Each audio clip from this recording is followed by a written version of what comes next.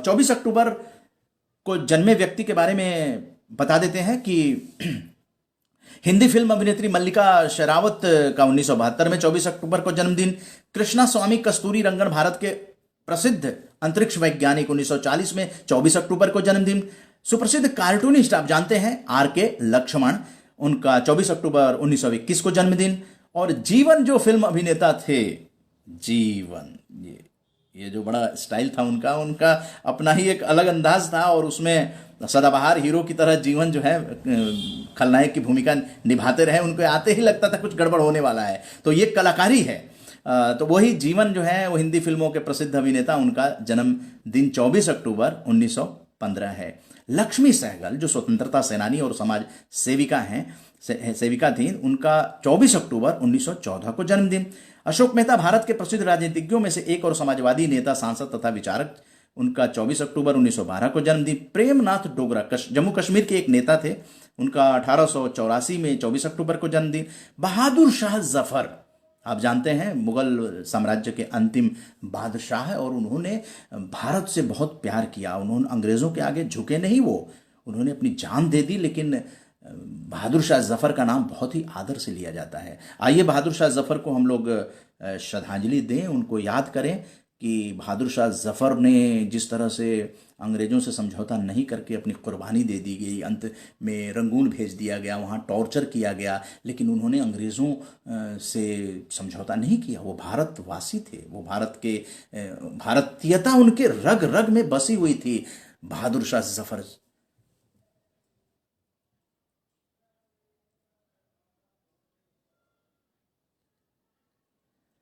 तो आरजेएस का एक इतिहास जो है बन चुका है। आपने अभी सुपर 30 के संस्थापक आनंद कुमार जी को देखा, 12 साल पहले की, और वो जो अपना आरजेएस मीडिया स्टार है, डेली डायरी न्यूज़, उसकी ये खबर थी, यूट्यूब से निकाला गया है। यूट्यूब पर आपकी बहुत सारी चीज़ें, आप आरजेएस पॉजिटिव मीडिया लिखेंगे या आरजेएस सकारात्मक बैठक लिखेंगे तो यूट्यूब पे या गूगल पे आपको ढेर सारी स्टोरी मिल जाएगी। और आरजेएस एफबी लाइव डेट दे देंगे तो ये आज की भी डेट के हिसाब से आपको ये स्टोरी मिल जाएगी। और अपने आरजेएस फैमिली से जुड़े हुए हैं वरिष्ठ पत्रकार, राज्यसभा टीवी के संसदीय मामलों के प्रमुख प्रभारी अरविंद कुमार सिंह, बहुत ही आदर के साथ नाम लिया जाता है। और आप आए थे विशिष्ट नई दिल्ली में जब आरजेएस का राष्ट्रीय कार्यक्रम किया जा रहा था, तो आप आए थे। और आज आपको the star journalist of India में एक इंटरव्यू किया गया है, संतोष भारतीय जी ने किया है, तो लाउड इंडिया टीवी। तो ये मैंने सोचा कि ये पत्रकारिता का बिल्कुल सर, बहुत पहले तो मैं आपका बहुत आभारी हूँ, और आभारी इसलिए कि मेरे जीवन में 2 अनुभव ऐसे आए। एक तो ऐसा है कि मैं खेती बाड़ी एक ग्रामीण समुदाय से, एक किसान परिवार से आता हूँ, जहाँ जो है ज्यादा से ज्यादा सपना था, पिताजी ने भी इलाहाबाद भेजा था कि कहीं न कहीं मैं किसी प्रशासनिक सेवा में आ जाऊं। लेकिन इलाहाबाद का जो साहित्यिक वातावरण था, जो कि मेरे अंदर साहित्य का थोड़ा पुट रहा, तो उसने मुझे एकदम मानसिक तौर पर तैयार कर दिया कि कुछ भी हो, मुझे कम से कम बाबू क्लास में नहीं जाना, बाबू नहीं बनना है। बाकी साहित्यकार बनूंगा, जो भी बनूंगा, सामाजिक कार्यकर्ता बनूंगा, जो भी बनूंगा, लेकिन मुझे कम से कम एक काम तो तय हो गया था कि बाबू नहीं बनना है।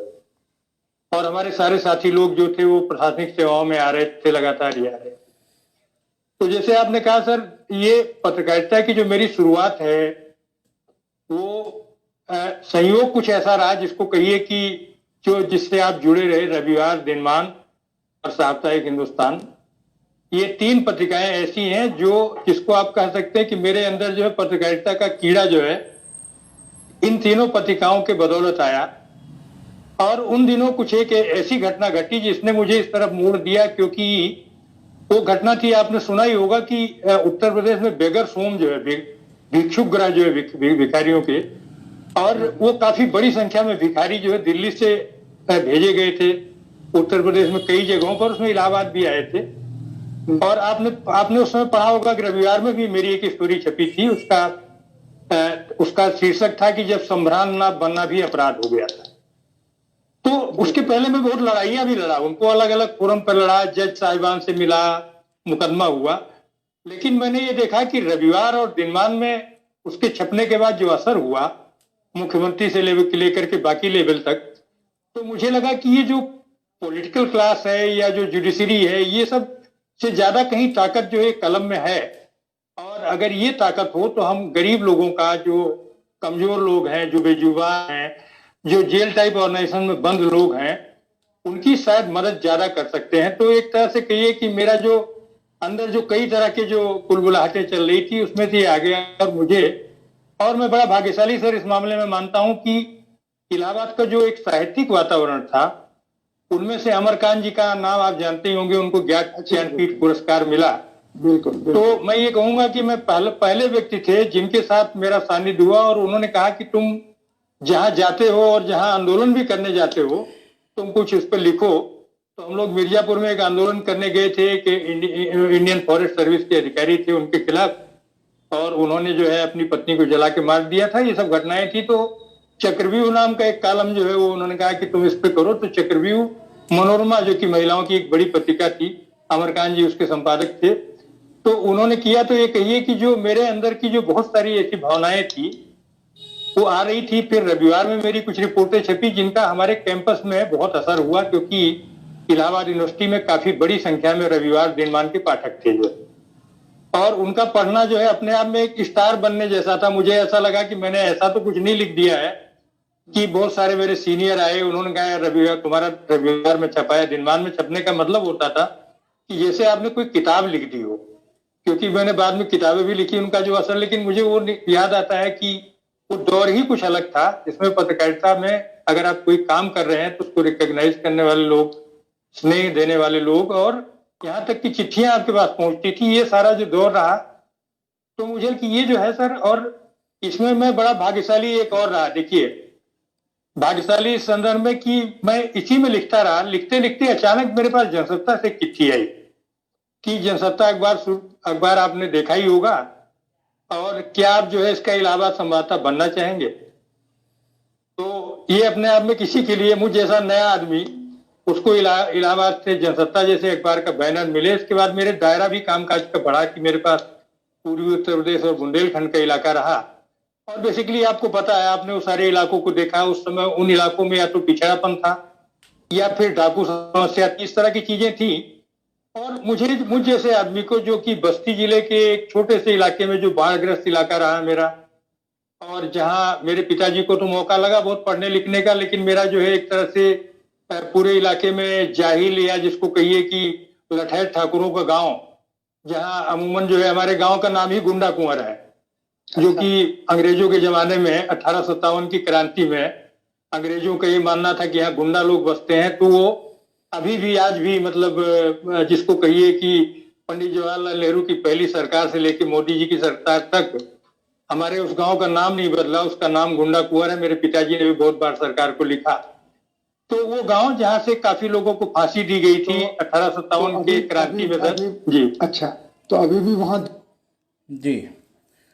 तो अरविंद कुमार सिंह राज्यसभा टीवी में संसदीय मामलों के हेड हैं और आरजेएस फैमिली से जुड़े हुए हैं। और आरजेएस फैमिली की स्मारिका जो निकली थी उसमें भी आपका एक आलेख था कि पराड़कर जैसे बन तो नहीं सकते, लेकिन पराड़कर जी जो संपादक थे उनके राह पर चल तो सकते हैं। बहुत ही उत्कृष्ट था, उसको लोगों ने काफी पसंद किया, क्योंकि ये श्री और श्रीमती जो शब्द हम लोग बोलते हैं, महामहिम जो बोलते हैं, ये शब्द कहां से आया? ये शब्द आया था पराड़कर साहब ने ही दिया है। ये अरविंद कुमार सिंह जी थे, आरजेएस फैमिली से जुड़े हुए वरिष्ठ पत्रकार हैं, बहुत ही सकारात्मक सोच के व्यक्ति हैं, सकारात्मक सोच के धनी हैं। इनको देख लेने से ही सकारात्मकता जो है अपने अंदर आ जाती है। ऐसे इन्होंने अपने व्यक्तित्व को निखारा है और पत्रकार रहे हैं। पत्रकारिता के माध्यम से समाज में जो कुछ भी चल रहा है वो सारी चीज़ें इन्होंने पहुंचाई है। आज और आइए हम लोग रफ़ी अहमद किदवई जी की पुण्यतिथि पर इनको भी नमन करते हैं। लेकिन सबसे पहले ये बता दें कि आरजेएस फैमिली के व्हाट्सएप ग्रुप में कुछ पोस्ट आते हैं, उसको भी यहाँ पर साझा किया जाता है। और आप जो आलोक पांडे जी, जय हिंद, आप लोग भी अगर कुछ चीज़ें भेजते हैं तो उसको यहाँ पर शेयर किया जाएगा। 2.5 मिनट की वीडियो, उससे ज़्यादा ना हो, समय की पाबंदी है, और 10 सेंटेंसेज हों आपके विचार, तो उसको व्हाट्सएप ग्रुप या आप किसी तरह से पहुंचा दें। तो उसी तरह से 9 आरजेएस एआईआर और डीडी राष्ट्र प्रथम वंदे मातरम, ये ग्रुप है आरजेएस का 9th ग्रुप है। तो उसमें जाकिर खान साहब हैं और जाकिर खान साहब के इस कदम की सराहना करते हुए रजत शर्मा जी आरजेएस फैमिली से जुड़े हुए हैं और ये आकाशवाणी और दूरदर्शन का आरजेएस का ग्रुप है। इसमें आकाशवाणी और दूरदर्शन के कर्मचारी अधिकारी जुड़े हुए हैं। उसी ग्रुप में जाकिर खान साहब ने ये पोस्ट रफ़ी अहमद किदवई साहब को श्रद्धांजलि देते हुए भेजा है 24 अक्टूबर। तो इस तरह की चीज़ें भी हम आप लोगों को इसलिए दिखाना चाहते हैं कि रजत शर्मा जी ने क्या कमेंट किया जाकिर खान साहब के। जाकिर भाई, कोई 18-20 साल पहले उर्दू मजलिस के बुलावे पर मोहसिना किदवई रेडियो आई थी और वीआईपी लॉन्ज में मरहूम रफ़ी साहब के अनसुने एक अजीम किस्से साझा किए थे उन्होंने। मैं अरशद भाई के साथ वहीं था, इसलिए वो याद ताज़ा हो गई। तहे दिल से आपका एहतराम। ये रजत शर्मा जी ने इस पर कमेंट किया। और डेथ एनिवर्सरी पर रफ़ी अहमद किदवई साहब तक मेरा सलाम पहुँचे। तो पुण्यतिथि पर हम लोग इनको नमन करते हैं। आपकी जयंती जो है वो 18 फरवरी 1894। तो इस तरह से हम लोग रफ़ी अहमद किदवई साहब को भी याद कर लिए। अब आइए आपको मन्ना डे साहब को श्रद्धांजलि दीजिए। गुनगुनाना चाहे तो गुनगुना सकते हैं कोई भी गाना इस वक्त, क्योंकि आरजेएस फैमिली के साथ हम लोग बैठे हुए हैं। कमेंट जरूर करेंगे, इसलिए हम कहते हैं क्योंकि आपके कमेंट को लोग देखते हैं, पढ़ते हैं और आपकी पहचान बनती है फेसबुक लाइव में। आगे चल के हम लोग वीडियो कॉन्फ्रेंसिंग करना शुरू करेंगे, लेकिन जब तक वो सिलसिला नहीं शुरू होता है, राष्ट्रीय वेबिनार जो हो रहा है उसका लिंक इसमें भेजा हुआ है। दीपक श्रीवास्तव जी आरजेएस एडमिन है, उन्होंने इसी कमेंट्स बॉक्स में आपको लिंक शेयर कर दिया है। 2:30 बजे 27 तारीख मंगलवार को आप राष्ट्रीय वेबिनार में आरजेएस के शामिल होइए और श्रद्धांजलि भावभीनी मन्ना डे साहब को आप लोग अगर गुनगुनाएं तो बड़ा अच्छा लगेगा। ऐ मेरे प्यारे वतन, ऐ मेरे प्यारे वतन, ऐ मेरे बिछड़े चमन, तुझ पे दिल कुर्बान। तो ये गुनगुनाना जो है हमारे अंदर सकारात्मक ऊर्जा देती है। गुनगुनाना मत छोड़िए। अपने दिन में कम से कम 4-5 बार बिना बात के भी कोई गाना याद आ जाए तो उसको गुनगुना लीजिए। और इस तरह के गीत गाने वाले मन्ना डे साहब 24 अक्टूबर 2013 को अलविदा कह गए। 1 मई 1919 को मन्ना डे साहब का जन्म हुआ था। तो मन्ना डे साहब को श्रद्धांजलि आप लोग के साथ सभी लोग दें। इस तरह के कलाकारों को याद करना ही सकारात्मक भारत आंदोलन है, क्योंकि हम लोग इनके कायल रहे हैं। और दोस्तों, इसी के साथ जब दुनिया हो रही कायल तो हमने क्यों छोड़ी अपनी ये परंपराएं, ये आइए सुनते हैं। क्या कुछ आप लोग इस पर टिप्पणी करेंगे, क्योंकि ये जो पुरानी चीज़ है उसको छोड़ने की, अपनी विरासत को छोड़ने की, खान पान में इम्यून सिस्टम बढ़ाना है तो अपनी उन चीज़ों को याद करना भी ज़रूरी है। Old is gold. हमने अपनी ही परंपराओं और संस्कृति को पिछड़ेपन की निशानी मान लिया, जबकि यही चीजें विदेशों में जाकर सुपरहिट हो गई, विदेशों में जाकर ट्रेंड कर रही है। प्राचीन काल से भारत में योग जीवन का बहुत महत्वपूर्ण हिस्सा है, लेकिन भारतीयों ने इसे तब अपनाया जब योग योगा हो गया। अमेरिका में प्राणायाम की ट्रेनिंग के लिए लोग 1,82,000 रुपए तक दे रहे हैं और वहां पर योगा का बाजार लगभग 1,15,000 करोड़ रुपए तक पहुंच गया है। इसी तरह से भारत का हल्दी वाला दूध पश्चिमी देशों में पहुंचकर अब टर्मरिक लाटे बन गया है। इटालियन भाषा में लाटे का मतलब होता है दूध, यानी इसका मतलब भी वही है, हल्दी वाला दूध। तो हल्दी वाला दूध जब आपको यहां भारत में बताया जाएगा तो आप उसकी कदर नहीं समझेंगे, लेकिन जब यह कहा जाएगा कि आप टर्मरिक लाटे पी लीजिए तो आप मुंह मांगा पैसा देकर उसे खरीदेंगे। और यह नाम भारत और पश्चिमी देशों के लोगों को बहुत फैशनेबल लगता है, लेकिन असली नाम यानी हल्दी वाला दूध किसी को पसंद नहीं आता। लेकिन जैसे ही ये फैशनेबल होकर टर्मरिक लाटे बनता है तो लोग इसकी मुंह मांगी कीमत देते हैं। आजकल भारत समेत कई देशों में आपको टर्मरिक लाटे आसानी से मिल जाएगा और बड़ी बड़ी मल्टीनेशनल कंपनियां जो इससे पहले आपको कॉफी बेचा करती थी अब अपने आउटलेट्स में टर्मरिक लाटे भी बेच रही हैं। ये अमेरिका और ब्रिटेन में एक लोकप्रिय ड्रिंक बन चुका है और वर्ष 2025 तक पूरी दुनिया में हल्दी का बाजार 14,500 करोड़ रुपए से ज्यादा का होने की उम्मीद है। भारत के गांवों में टूथब्रश के बदले नीम के दांतों का प्रयोग अक्सर किया जाता है और वहां यह बिल्कुल मुफ्त में मिलता है, लेकिन विदेशों में इसे च्यू स्टिक्स का नाम दिया गया है और इसकी कीमत 200 रुपए तक होती है। आपने अपने बुजुर्गों को अक्सर गांव में चारपाई का इस्तेमाल करते हुए जरूर देखा होगा। हमारे गांव में आज भी आपको चारपाइयां मिल जाएंगी। भारत में एक चारपाई की कीमत औसतन लगभग 500 रुपए के आसपास होती है, लेकिन ऑस्ट्रेलिया में ऐसी चारपाई 50,000 रुपए में बिक रही है और वहां इसे ट्रेडिशनल इंडियन डे बेड के नाम से बेचा जा रहा है। हमारे देश में गौमूत्र को लेकर बहुत सारे लोगों के मन में गलत धारणाएं हैं, लोग मजाक उड़ाते हैं।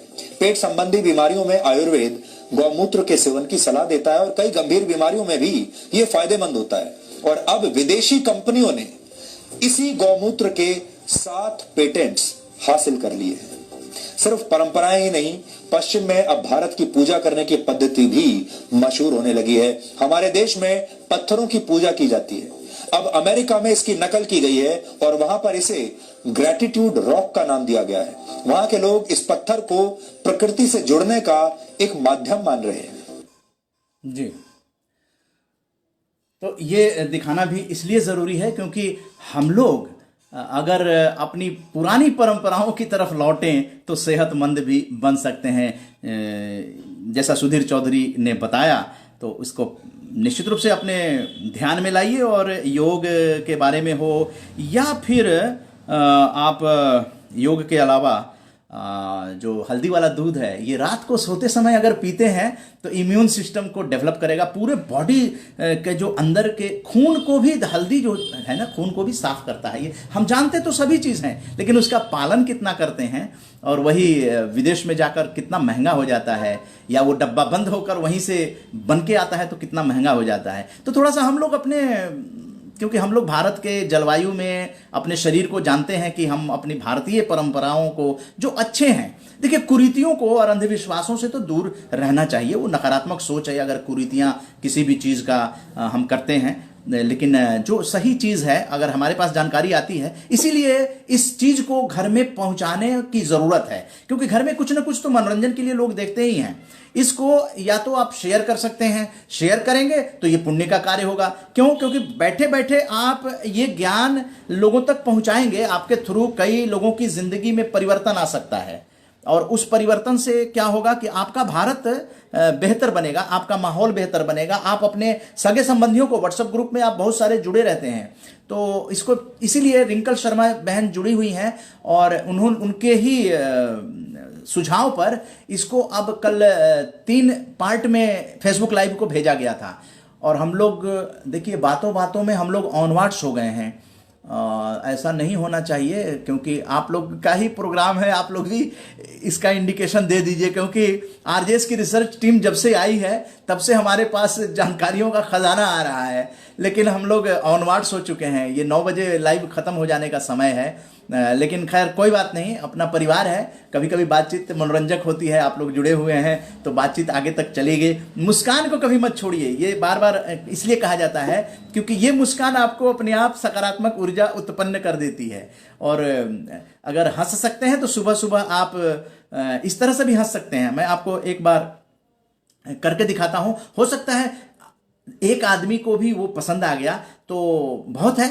एक आदमी का भी हम लोग तो इतना ही आंकड़े लेके चलते हैं। अगर आज के फेसबुक लाइव से रोजाना हो रहा है, अगर एक 72वां दिन है आज, तो 72 आदमी ने अगर कुछ इससे प्रेरणा ले ली तो हम लोगों का ये फेसबुक लाइव सफल हो गया। मेहनत तो हम लोग 5 साल से कर रहे हैं।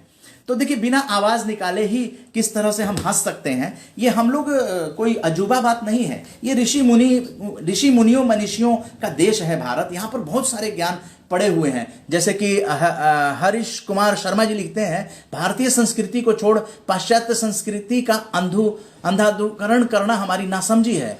हमारा मौसम और वातावरण पाश्चात्य संस्कृति के अनुरूप नहीं है, अतः सकारात्मक सोचकर हमारी संस्कृति को जाने, समझें और आचरण में डालें। ये बहुत बड़ी सोच है, हरीश कुमार शर्मा जी ने लिखा है।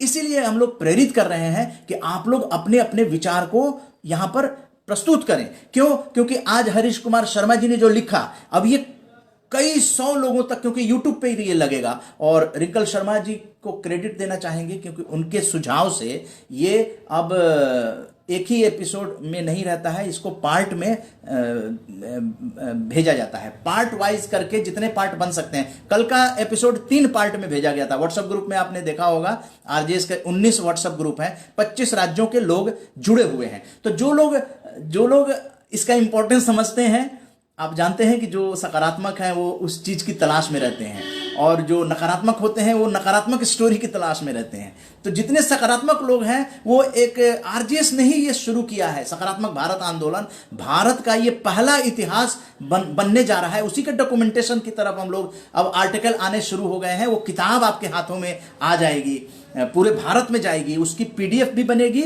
और उसको ऑडियो के रूप में भी, आपको बोलती किताब के रूप में भी प्रस्तुत किया जाएगा, और चारों तरफ उस किताब की चर्चा की जाएगी। और एक चीज, हाँ, डायमंड बुक्स के नरेंद्र कुमार वर्मा जी हैं, वो अपनी धर्मपत्नी के साथ उन्होंने अवार्ड घोषित किया है, आरजेएस का राष्ट्रीय सम्मान, उसको भी प्रदर्शित करेंगे। तब तक पीताम्बर मनोज जी, जय हिंद। अब अंधेपन से सच्चे दृष्टि मिल रही है। अंधीपन, जी पीताम्बर मनोज जी, आपने तो यही लिखा है। अब आंधीपन से सच्ची दृष्टि मिल रही है। कुछ समझ में नहीं आया, हिंदी में लिख दे तो मेरे ख्याल से जाए। लेकिन पीताम्बर मनोज साहब अच्छा काम कर रहे हैं और देश की चिंता कर रहे हैं, सबसे देश सर्वोपरि मान रहे हैं। यही है आरजेएस का राष्ट्र प्रथम वंदे मातरम। तो ये जी रहे हैं, उसमें जैसे नशा मुक्ति को लेकर भी बात करते हैं, और फेसबुक पे हम लोग देखते हैं, अब अंधेपन से सच्चे दृष्टि मिल रही है। एनीवे, एक गीत सुन लेते हैं, इसमें क्या मैसेज है उसे सुन लेते हैं। जब कोई इंसान इस दुनिया से चला जाता है तो उसके कपड़े, उसके बिस्तर, उसके द्वारा इस्तेमाल किया गया उसका सारा सामान भी हम उसी के साथ घर से विदा कर देते हैं। पर उसके द्वारा कमाया गया धन, दौलत, प्रॉपर्टी, उसका घर, उसके जेवर, इनको क्यों नहीं छोड़ते, बल्कि इनको तो ढूंढते हैं। वसीयत की मरने वाले से ज्यादा चिंता होती है। इससे पता चलता है कि रिश्ता किन चीजों से था। कमाना ही है तो पुण्य और नाम कमाओ। ये वो दौलत है जिसे कोई चुरा नहीं सकता, जिसे कोई ले जा नहीं सकता। ये तो मरने वाले के साथ ही जाती है। जी हाँ, मेरे ख्याल से ये बात दोहराने की जरूरत नहीं है, सबको पता है, क्योंकि आप जो काम कर रहे हैं, और आरजेएस इसी चीज का इतिहास बना रहा है कि पूरे भारत को सकारात्मकता की अलख जगा देगा। और नकारात्मकता पर सकारात्मकता की विजय गाथा का जो राष्ट्रीय वेबिनार है, वो 27 अक्टूबर को, मंगलवार को 2:30 बजे से शुरू होगा। लिंक इसी कमेंट बॉक्स में भेजा हुआ है, अपने आरजेएस एडमिन दीपक श्रीवास्तव जी ने भेजा है, और आप लोग उसमें जुड़िएगा।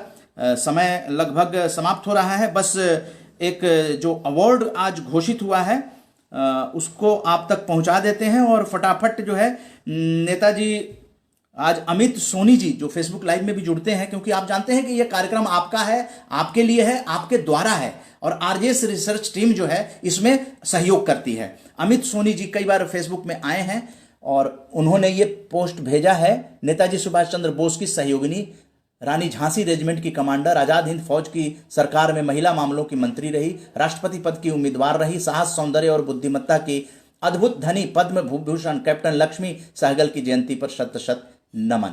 तो हमने सोचा कि इसको आप लोगों तक पहुंचाएं। लक्ष्मी सहगल जी और उन नेताजी के साथ ये बड़ी ये फोटो आप देखिए, नेताजी के साथ इस तरह का। तो ये चीज़ें भी हमने सोचा कि आज ये आप लोगों तक पहुंचा दिया जाए। और अब फटाफट आपको पहुंचाते हैं।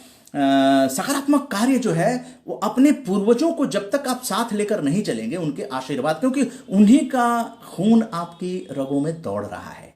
ये पूर्वज जो हैं वो सदा अपने लोगों की चिंता करते हैं, मान्यता है ये, और इस मान्यता में कोई बुराई नहीं है, क्योंकि खून तो है ना। आप मानते हैं ना कि पिताजी का खून बच्चे में आया, बच्चा बड़ा हुआ, पिताजी अब रहे नहीं, लेकिन ऐसे जो सुपुत्र होते हैं वो पिताजी को भूलते नहीं हैं। डायमंड बुक्स के डॉक्टर नरेंद्र कुमार वर्मा, श्रीमती नीरा वर्मा, ओखला फेज 1 नई दिल्ली, इन्होंने अपने माता पिता जो मुल्तान के रहने वाले थे, स्वर्गीय श्रीमती ईश्वर देवी, स्वर्गीय श्री गोविंद राम को की स्मृति में समर्पित किए हैं ये अवार्ड गुरु नानक देव जी के नाम पे। आरजेएस का ये राष्ट्रीय सम्मान है, आरजेएस भारत उदय गुरु नानक देव राष्ट्रीय सम्मान 2021। पुरस्कार की घोषणा दिसंबर 2020 में की जाएगी। तो इस तरह से अपने माता पिता को इस तरह से एक राष्ट्रीय मंच पर श्रद्धांजलि देकर जो है आज आशीर्वाद लिया जा रहा है, क्योंकि आरजेएस एक फैमिली है और इस फैमिली में नरेंद्र कुमार वर्मा जी और श्रीमती नीरा वर्मा जी ने शामिल किया है अपने माता पिता स्वर्गीय श्रीमती ईश्वर देवी, स्वर्गीय श्री गोविंद राम जी जो मुल्तान के निवासी थे, और गुरु नानक देव जी के नाम पे नानक नाम चढ़दी कला तेरे भाणे सबका भला। कितनी सकारात्मक सोच नरेंद्र कुमार वर्मा जी की है। तो इसी से आप डायमंड बुक्स जो आप पढ़ते हैं किताबें और मैगजीन गृह शोभा वगैरह, तो ये इनकी ही होती है।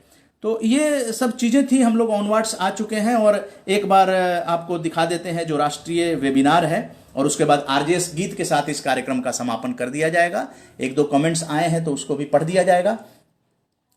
RJS national webinar of team RJS belongings to 25 states in is scheduled to be held on the occasion of Platinum Jubilee 75th Facebook Live show on Tuesday 27th October 2020 2:30 to 3:45 onwards भी हो सकता है।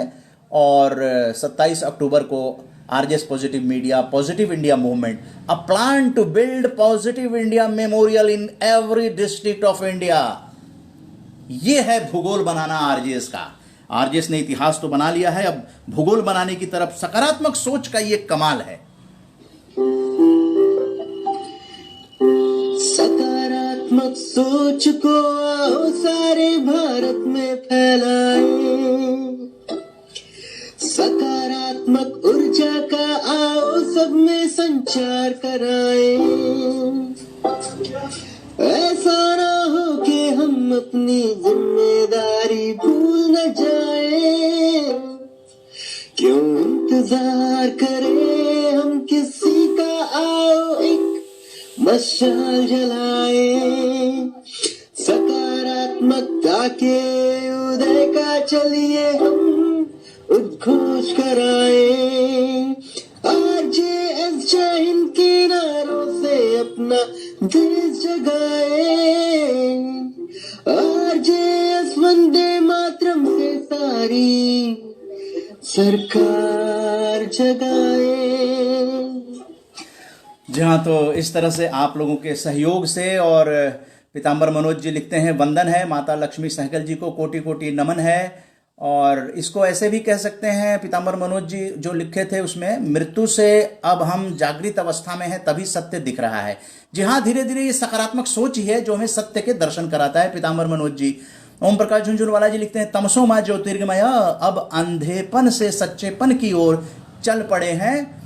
मनोज जी को नमन। देखिए मनोज जी, आपका वो ओम प्रकाश झुंझुनवाला जी ने award घोषित किया है अपने जो हेड ऑफ द डिपार्टमेंट थे, जहां स्वास्थ्य कर्मी हैं ओम प्रकाश झुंझुनवाला जी। तो ये नए लोग, पीताम्बर मनोज जी अभी जुड़े हैं, तो ये बताना जरूरी है कि ये ओम प्रकाश झुंझुनवाला जी बहुत ही स्वास्थ्य कर्मी रहे हैं पीएमसीएच पटना में, और आरजेएस का अवार्ड भी घोषित किया है, और बड़े आध्यात्मिक पुरुष हैं, और ये घर में भी अपने सुनाते हैं। इसीलिए आज इनके पोते का वीडियो शेयर किया गया था और आज लाइव शो में दिखाया गया। बेटा जो है वो इस वीडियो को सुनता है, देखता है और प्रेरित होता है और वेबिनार में शामिल हो गया। तो यही है आरजेएस परिवार। ये हम लोगों का अपना जो परिवार है, आपकी बातें हैं, आपके लिए, आपके द्वारा, आपका ही है ये सब कुछ। त्वमेव माता च पिता त्वमेव बंधु च सखा त्वमेव, यहां पे और कोई है ही नहीं।